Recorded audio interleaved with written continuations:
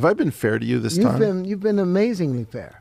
Okay. You've been very kind. Been uniformly? No, I haven't been uniformly kind. You have. You've been honest. Well, you're talking to me about my heart. My heart is open to you. No, right? You've actually talked about the things that I've talked about. That's right. You've given me criticism on things where I've made mistakes. You've told me where this is I've not available offended as a people. service in academics. I know. In academics, basically, it's a closed little world, and if you don't come with protection, we stab you in the eye.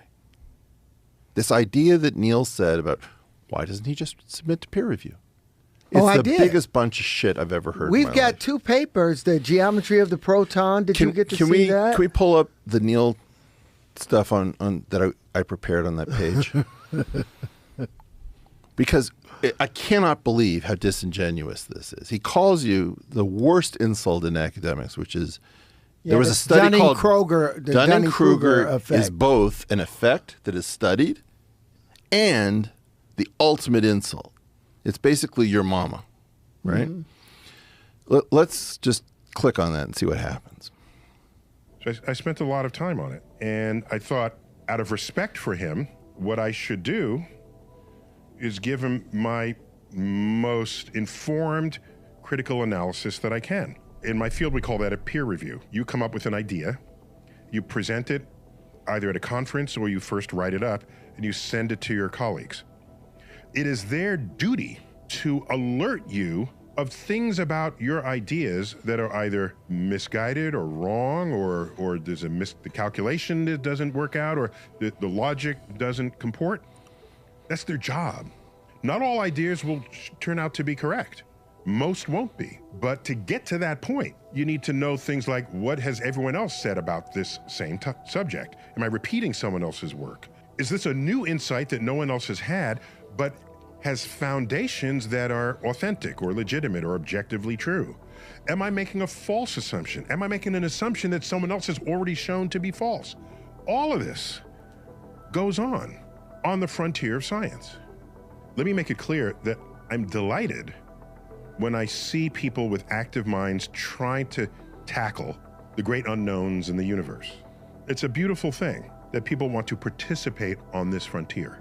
What can happen is, if you're a fan of a subject, let's say, a hobbyist, let's call it, it's possible to know enough about that subject to think you're right, but not enough about that subject to know that you're wrong. And so there's this sort of valley in there, a valley of false confidence.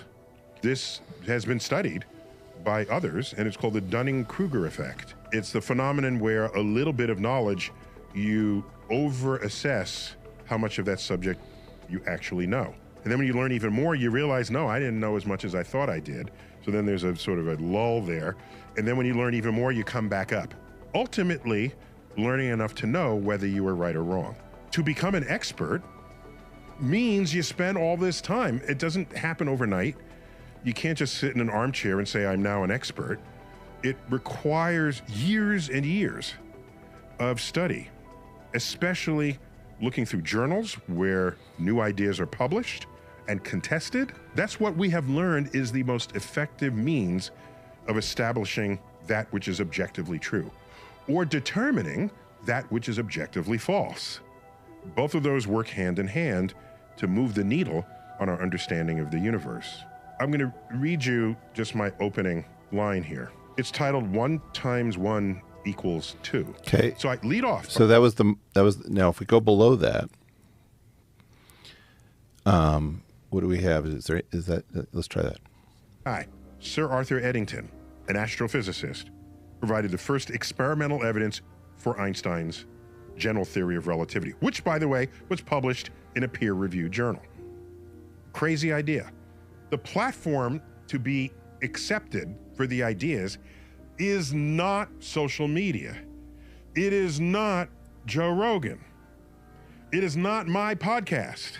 It is research journals where attention can be given on a level that at the end of the day offers no higher respect for your energy and intellect than by declaring that what's in it is either right or wrong or worthy of publication or not.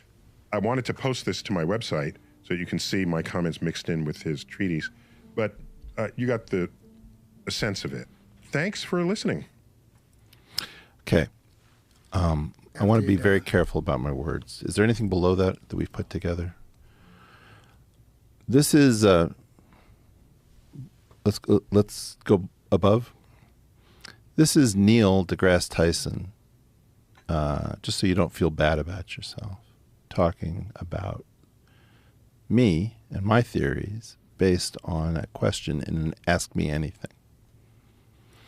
Will you be able to talk to Eric Weinstein about the new theory of geometric unity? This is from 2013. We are all wondering about that.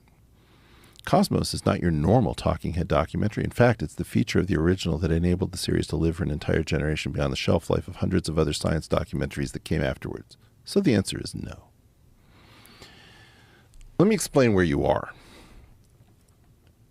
Neil is not unaware that you are never going to get your hearing in a peer-reviewed journal. Your ideas are going to come through. You're a self-taught, autodidact polymath. You haven't been cleaned up. You haven't been taught how to speak properly. You don't know the fact that when you say loop, we know fixed point. I know how to do all this stuff, right? You're not getting a peer review from me. I know a lot more than you do about a lot of this stuff. You're getting an elite review. And my elite review says that a lot of this is bathwater, but a small amount of this is baby. And that's not available anywhere. It's not available in a university. It's not available in a journal.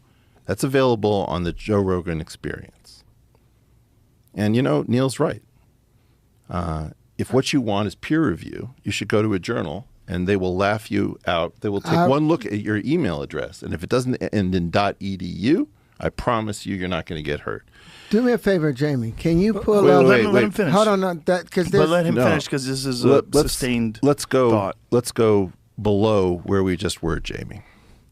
I don't think Neil deGrasse Tyson actually knows the history of peer review. This is Google Ngrams, and it tracks how often a phrase is found in the corpus of English language books published in the world.